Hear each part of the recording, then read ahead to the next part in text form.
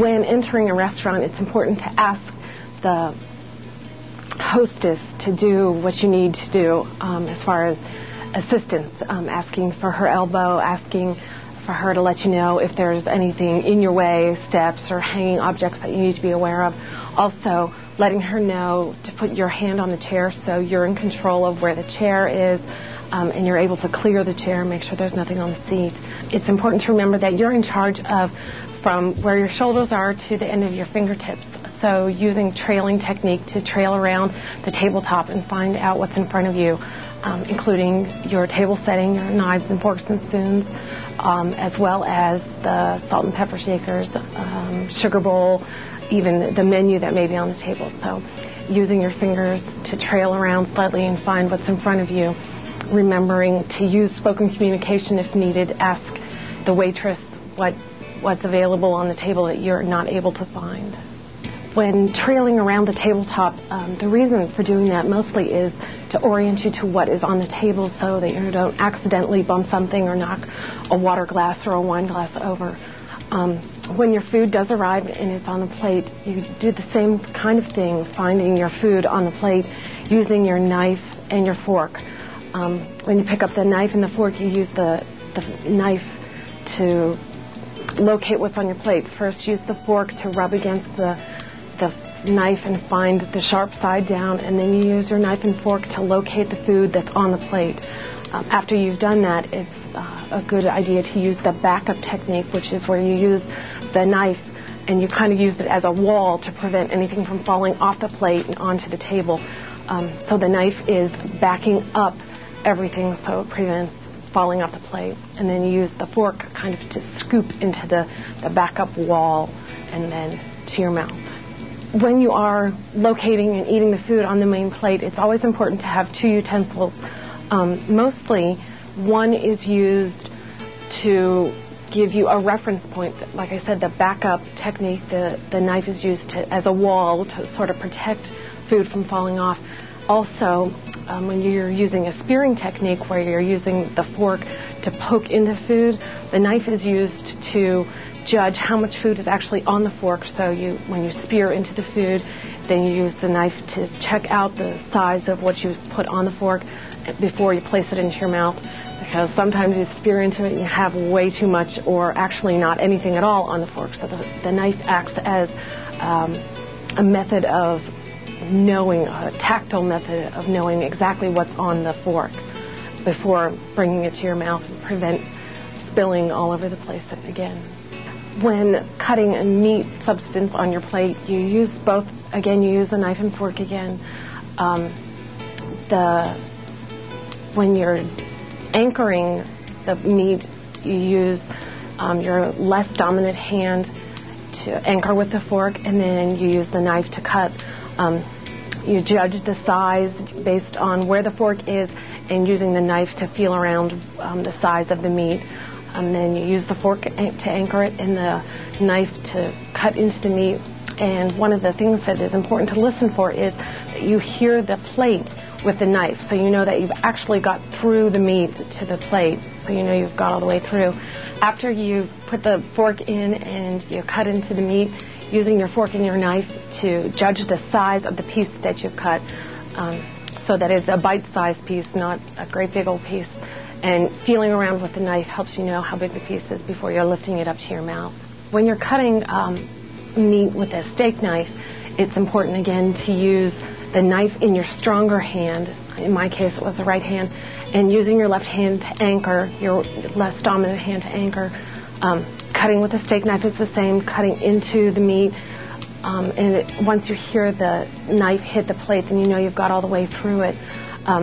You can use the knife and the fork to cut the meat away from a bone. If you have meat with a bone in it, you can cut away from the bone, remove the bone, and then cut one piece at a time.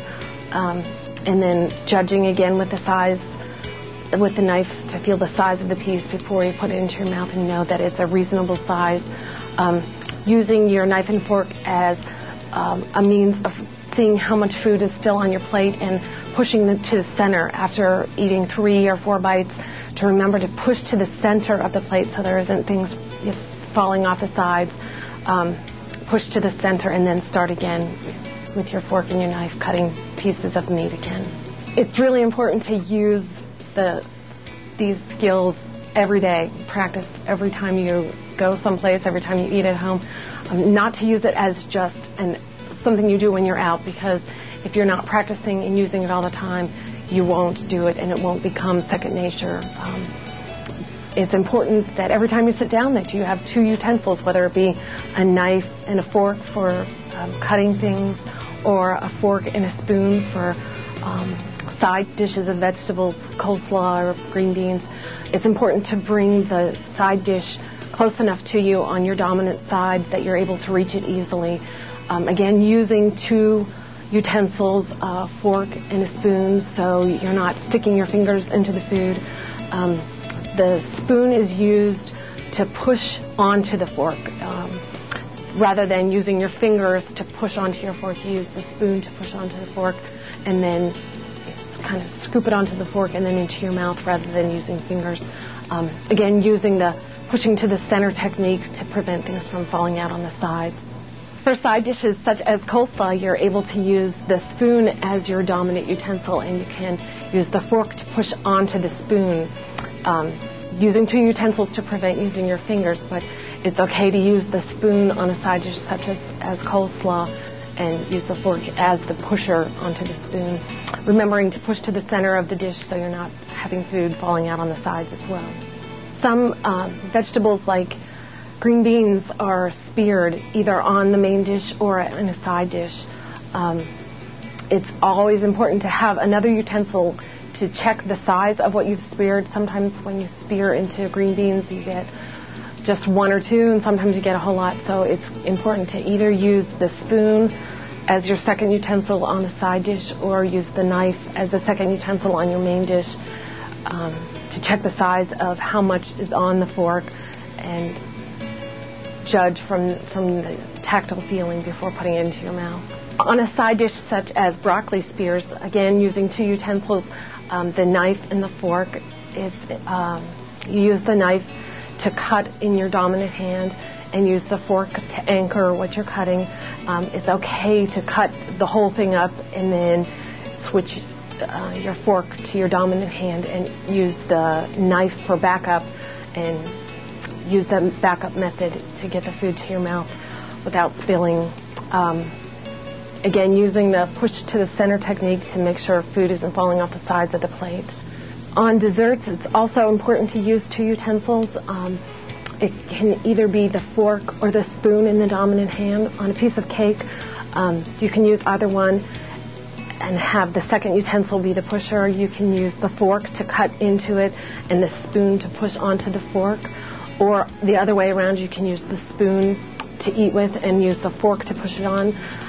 Some desserts, such as fruit pies, apple or cherry pie, it's easier to use the spoon as the dominant utensil and scoop with the spoon and use the fork as a pusher to push into the spoon and then bring it to your mouth.